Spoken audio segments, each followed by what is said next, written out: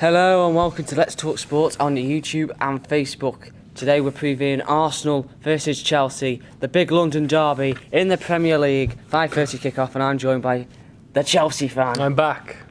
He's back! After a long time. Jack Price. Big game, big derby, Jack.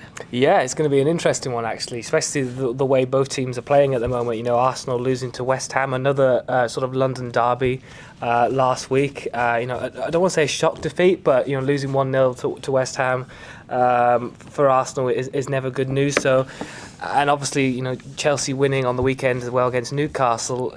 Chelsea are looking the better team going into it, but you never know with these London derbies. I mean, Arsenal have played well recently against Chelsea in face to face, so it's going to be an interesting game. Obviously, Saturday night kickoff. The lights will be down, so it's going to be an interesting battle, I see. You got an interesting record at the Emirates Stadium since obviously Arsenal have moved there. I was rolling up to a load of stats here, but they just skipped out my mind. Well, we lost. I think we lost last year in the.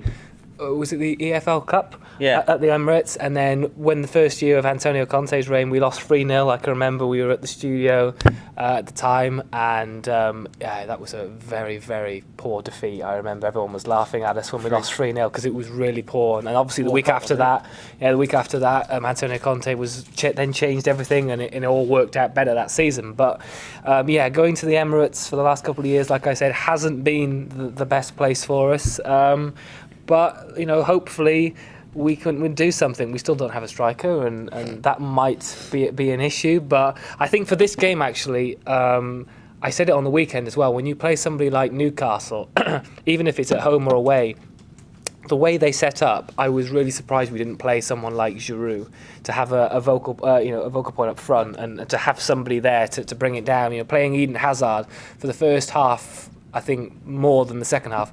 We didn't see Eden Hazard for the whole 45 minutes. He was just chasing shadows, really. He really struggled in that first half because he's difficult when he's the man that, the long balls come over, and Eden Hazard's not exactly, tall, is he? So it's very difficult to sort of get him in the game. So I'm hoping that against Arsenal we do have somebody up front. I mean, Morata might be back. But his performance against Forest in the Cup was fantastic. Yeah, that was Callum Hudson-Odoi really helping him out in that one. I think maybe playing someone like Olivier Giroud would be beneficial for us to play.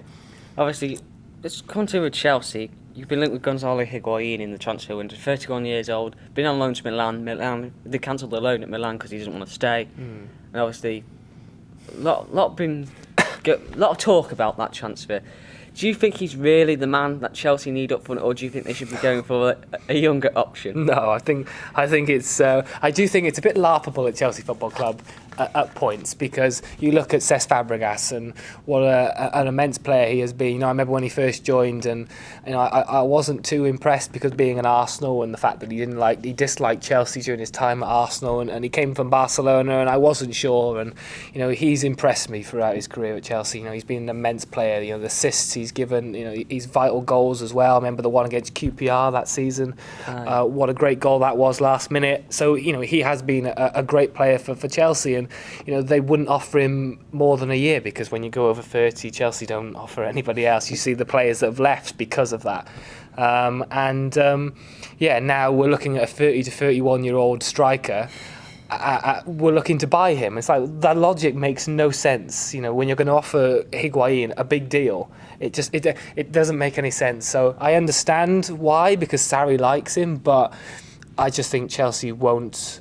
They either won't buy him or they won't like buying him. But it depends on how much of influence the manager has. But yeah, I mean, I wouldn't be seriously impressed if he did come, because I think that's another striker that I'm not.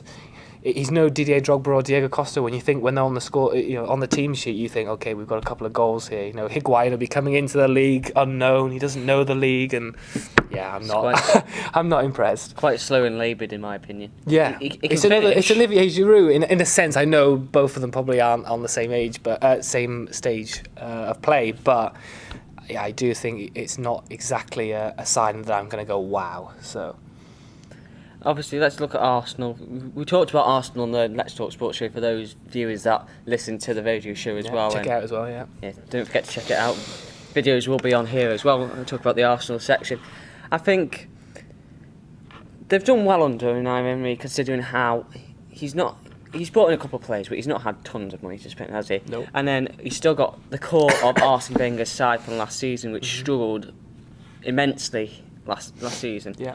And obviously they got to the knockout stage of the Europa League. They got to quarterfinals of the League Cup. They're still in the FA Cup and drawn against Manchester United next round. So let's hope they knock them out. So, how do you think? What do you think? And obviously we talked about the loans as well. But what do you think Arsenal need to do to win this game?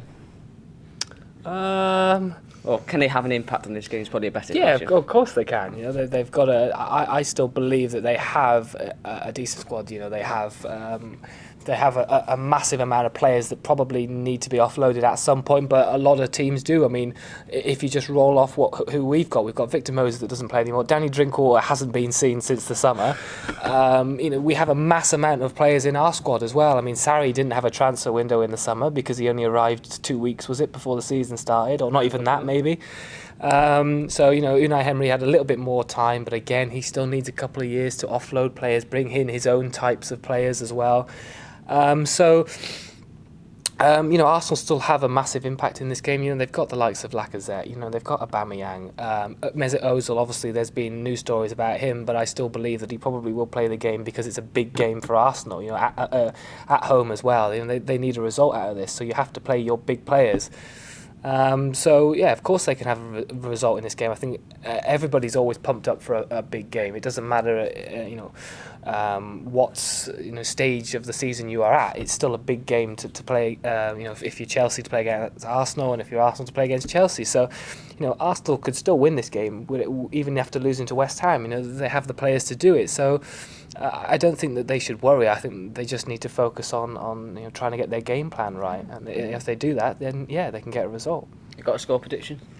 Well, I don't want to obviously be too biased, but I think, you know, we will edge the game out. I think it'll be close. You know, I think both teams will get on the score sheet, but I think Chelsea will win the game 2-1.